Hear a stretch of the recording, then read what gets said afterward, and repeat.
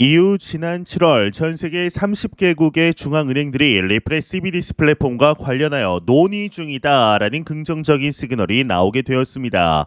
현재 리플사의 경우는 CBDC 관련하여 콜롬비아, 홍콩, 부탄, 팔라우 그리고 몬테네그로 등 실제적인 진전을 이루고 있는 상황 속 새로운 곳에서 리플 CBDC의 플랫폼 합류 소식이 나왔습니다. 개인적으로 커피하면 생각나는 곳인데 자세한 내용 함께 보도록 하겠습니다.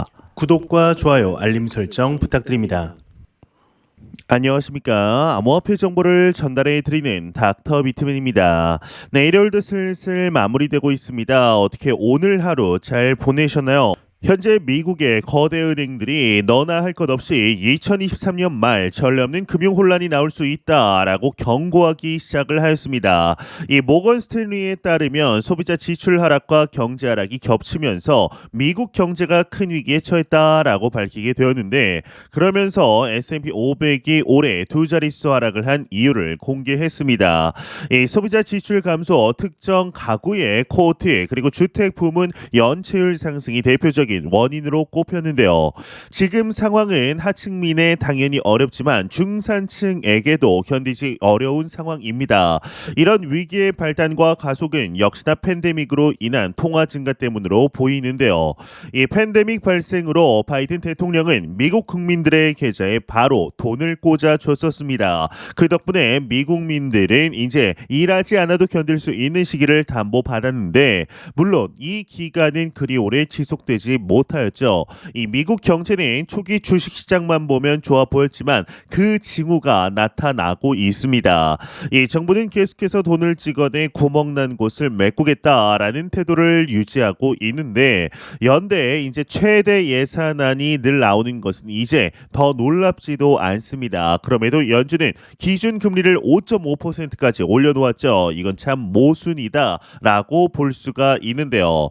이 자본주의 시스템은 돈을 계속해서 찍어낼 수밖에 없습니다. 그렇게 함으로써 지속되는 시스템이 자본주의입니다.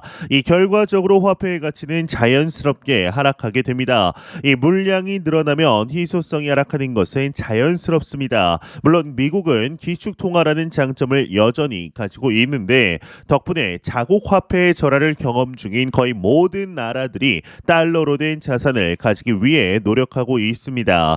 유독 미국 주식만 좋았던 이유도 여기에 있습니다. 전 세계 투자자들이 미국 국채를 사려 하고 미국 주식에 투자하려 합니다. 그러면서 자국 경제는 망가지는 거죠. 이른바 전통 금융에 이르는 자들은 어떤가요? 그들은 고금리로 많은 돈을 벌어들였습니다. 물론 리스크가 없는 것은 아닙니다. 경제 위기가 찾아오면 대규모 대출을 상환받을 수 없는 위험이 늘 있습니다. 하지만 경제 위기는 늘 마지막에 터집니다. 그 전까지는 샴페인을 터뜨리는 것이 바로 인간이죠. 덕분에 은행들은 역대 최대 수익을 거두었습니다. 미국의 지방 은행들은 파산을 했지만 그걸 대형 은행들이 인수해주는 놀라운 마법을 부릴 정도로 대형 은행들의 영향력은 대단합니다. 이런 전통 금융 세력이 경제 위기가 온다고 망할까요? 그러기는 쉽지 않습니다. 그 정도면 사회 혼란을 넘어 국가의 혼란이 찾아오게 됩니다. 아이러니하게도 전통 금융권의 위기 소식이 전해질 때마다 대안으로 꼽히는 탈중앙화 금융 시스템으로 관심이 쏠리게 될 겁니다. 실제로 코인은 그런 역할을 지금까지 나름 훌륭하게 잘 해오고 있습니다. 코인에 대해 단편적으로 이해하는 사람들은 코인 사서 차익 거두는 정도만 생각하지만 그렇지 않습니다. 이 코인 덕분에 자국 통화 외에 달러나 그 외 국가 단위의 스테이블 코인을 보유할 수 있게 됐고, 전 세계 어디로든 가치를 이동시킬 수 있게 됐습니다. 이걸 경험한 저로서는 코인이 얼마나 혁신적인 변화를 만들어냈는지 절실히 실감하고 있습니다. 이 모르는 사람은 여전히 욕하겠지만 아는 사람은 전통 금융의 위기를 보며 미소 지을 수 있습니다. 위기는 부의 이전을 만들어내기 때문이죠. 이제 이와 더불어서 패트릭 맥켈리 미국 하원 금융서비스위원회 위원장이 청문회에서 게리 겐슬러 증권거래위원회 이제 SEC 위원장의 감독 관리 능력 부족을 비판하면서 당신은 초당적인 우려를 불식시킬 수 있는 일을 전혀 하지 않았다. 이는 매우 수치스러운 일이다. 우리의 인내심이 점점 줄어들고 있다라고 지적을 했습니다. 이 폭스 비즈니스 기자 엘리노어 테렛이 이제 전하게 되었는데, 있는데 이 테렛에 의하면 맥켈리 하원 금융서비스 위원장은 만약 우리의 요구를 계속해서 무시한다면 소환장을 보낼 거고 당신은 의회 소환장을 받는 최초의 SEC 위원장이 되고 싶진 않을 것이다 라고 경고까지 하게 됩니다. 이 미국 증권거래위원회 SEC는 법원의 의견을 경청하고 비트코인 상장 지수펀드 ETF의 규제 승인을 막으려는 노력을 포기해야 한다고 초당파 의원 그룹이 이제 언급까지 하게 되는데 게리 겐슬러 SEC 위원장에게 보낸 서한에서 이제 주장하게 된 것이었습니다. 이 하원 금융서비스위원회에 출석하기 전날 해당 패널의 4명의 위원은 겐슬러에게 비트코인 연물 ETF가 이미 승인을 받은 암호화폐 이 선물 ETF와 구별할 수 없다고 주장하는 서한을 보냈었는데요. 따라서 피델리티와 블랙록의 아이시어스 그리고 그레이스케일 인베스트먼트 등 SEC 승인을 요청하는 신청자에 대해서 승인 여부를 결정해야 한다라고 주장하게 됩니다. 의원들은 서한에서 SEC의 현재 태도는 앞으로 지속될 수 없다라고 말을 하면서 마이크 플러드, 톰 에머, 와일리 니켈, 리치 토레스 하원 의원이 서한을 함께 보내게 됩니다. 지난달 워싱턴 DC 순회 항소법원의 한 판사의 경우는 SEC의 이러한 신청에 대한 견해를 재고하라라고 지시를 했는데 이 순회 판사 네오미 라우먼은 그레이스케일 사건에 대한 SEC의 거부가 자의적이고 변덕스러운 결정이었다라고까지 쓰게 되었죠. 이 하원 의원들은 SEC의 미결 신청건을 즉시 승인할 것을 촉구했습니다. 겐슬러는 27일 해당 위원회에서 열리는 SEC 감독 청문회에 출석할 예정이므로 위원들은 이 주제에 대해서 질문할 기회를 갖게 되는데요. 이제 이러한 소식과 더불어서 현재 우리가 맞이한 10월의 경우는 역사적으로 가격 추이가 나쁘지 않았던 달로 기록되고 있습니다. 이에 내년 비트코인 반감기라는 대형 이벤트가 남아있는 상황 속에 올 연말 비트코인에 대한 가격 분석은 다소 긍정적으로 진행 중에 있는데 이에 한 설문조사가 진행이 되었다고 합니다. 이 기관 투자자들의 대부분이 올 연말 비트코인의 가격을 이 정도로 보고 있다고 하는데요. 자세한 내용 함께 보도록 하겠습니다. 네, 헤드라인을 보겠습니다. 헤드라인을 보게 되면 서베이 이제 기관 투자자 78%올 연말 비트코인 3만에서 4만 달러 예상한다. 헤드라인이 장식이 되어 있습니다. 이 런던 소신 니켈 디지털 자산 관리의 설문조사에서 기관 투자자와 자산 운용사의 78%는 올 연말 비트코인이 3만에서 4만 달러가 될 것이다 라고 전망을 했다고 합니다. 이 보도에 의하면 설문자 응답자의 중에 15%는 비트코인이 최대 4만 5천 달러까지 오를 수 있다라고 내다보았는데 3%만이 비트코인이 3만 달러 미만으로 올해를 마감할 것이라 예측을 했다고 합니다. 이더리움의 경우는 응답자의 70%는 1,900에서 2,500달러가 될 것으로 내다보았고 이번 조사는 미국과 영국, 독일, 싱가포르, 브라질의 200개 기관 투자자 그리고 자산 운용사를 대상으로 진행이 되었다고 하네요. 네, 현재 금액대에서 4만 5천 달러라고 보았을 때 거의 70% 상승을 해야 하는 가격대인데 생각만 해도 기분이 좋은 가격대인 것 같습니다. 이제 내년 비트코인 반감기와 비트코인 ETF 의 승인이 남아 있는 상황 속 낙관적인 분석들이 나오는 것은 당연해 보이는데요. 지금의 가격 상황이 그저 답답해 보일 수 있겠지만 그리 머지않은 미래 모두 환호할 수 있는 시간이 찾아오지 않을까 싶습니다. 이러한 소식과 더불어서 매일같이 나오는 리플 XRP 관련 소식 오늘도 또한 나왔습니다. 현재 리플사의 경우는 미 SEC와의 소송이 계속되고 있는 상황 속에 거의 모든 것들이 리플 편에 서 있다고 봐도 무방한 상태입니다. 예, 지난 5월 당시 하나의 소식이 나오게 됩니다. 바로 리플사의 경우는 중앙은행과 정부 금융기관의 자체적인 CBDC 발행을 지원하는 플랫폼을 출시했다라는 것인데요. 이후 지난 7월 전 세계 30개국의 중앙은행들이 리플의 CBDC 플랫폼과 관련하여 논의 중이라는 긍정적인 시그널이 또한 나오게 되었습니다. 네, 이제 리플사의 경우는 현재 CBDC 관련하여서 콜롬비아와 홍콩 홍콩, 부탄, 팔라우 그리고 몬테네그로 등 실제적인 진전을 이루고 있는 상황 속에 새로운 곳에서 리플 CBDC의 합류 소식이 나왔습니다. 개인적으로 커피하면 생각나는 곳인데요. 자세한 내용 함께 보도록 하겠습니다. 네, 헤드라인을 보겠습니다. 헤드라인을 보게 되면 리플 조지아 CBDC 파일럿 파트너 선정되었다. 헤드라인이 장식이 되어 있습니다.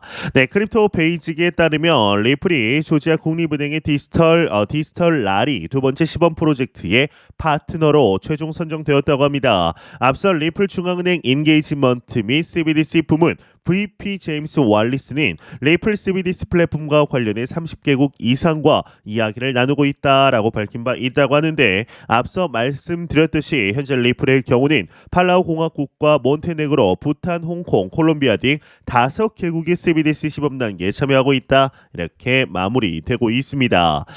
네, 이제 현재 시간이 갈수록 리플사의 영향력은 전 세계 곳곳에 퍼지고 있다라는 것을 이제 실제적인 결과로서 나오고 있습니다. 지난 7월 당시 글로벌 결제 기업인 마스터카드 또한 CBDC 연구를 진행하는데 리플사가 합류하여 공동 개발을 진행한다라는 소식 또한 나왔었는데요. 이 시간이 지남에 따라서 리플사 초기 스위프트를 뛰어넘는 결제 기업이 되겠다라는 야심에 점점 더 다가가는 모습 보이고 있습니다. 개인적으로는 더욱 큰 그림을 그리고 있는 것이 아닐까 싶을 정도인데, 현재 리플의 경우는 아직도 미등록 증권 관련하여 CCBB를 가리고 있는 중이죠. 참 아쉬울 수밖에 없는데요. 이 리플사와 SEC 간의 소송의 문제 속에서도 리플사는 제갈 길 잘 나아가고 있습니다. 단순 현재 가격 자체가 문제인데 2017년 불장의 주인공은 비트코인이었죠. 2021년의 불장의 주인공은 이더리움이었습니다. 이 다음 불장의 주인공은 XRP라고 개인적으로도 생각하고 있습니다. 과연 앞으로 어떠한 모습을 보여주게 될 것인지 같이 한번 기대해 보도록 하시죠. 네, 공포탐욕 지수 한번 보도록 하겠습니다. 전날 대비 1포인트 하락한 47포인트 기록하면서 여전히 중립 단계에 나타내고 있습니다. 이 지수 0이면 공포, 100이면 낙관을 의미하게 되죠. 네, 이제 2023년이 시작할 때만 해도 연준이 몇 분기에 금리 인하를 단행할지가 가장 큰 이슈였습니다. 이 대부분 연준이 금리 인상을 마치고 하반기 빠르면 중반부터는 금리를 인하할 수 있다라는 이야기가 나왔었습니다. 그래서였을까요? FOMC가 열릴 때마다 시장은 이번이 마지막일 거라는 이야기를 했습니다. 이번에 올렸으니까 앞으로 동결할 거라는 이야기가 공공연히 나왔습니다. 개인이 아닙니다. 이제 전문가들이 그렇게 전망을 했습니다. 개인적으로 JP 모건의 CEO 이 제이미 다이먼을 좋아하지는 않지만 이번에 한 그의 발언은 꼭 필요한 말이라고 생각합니다.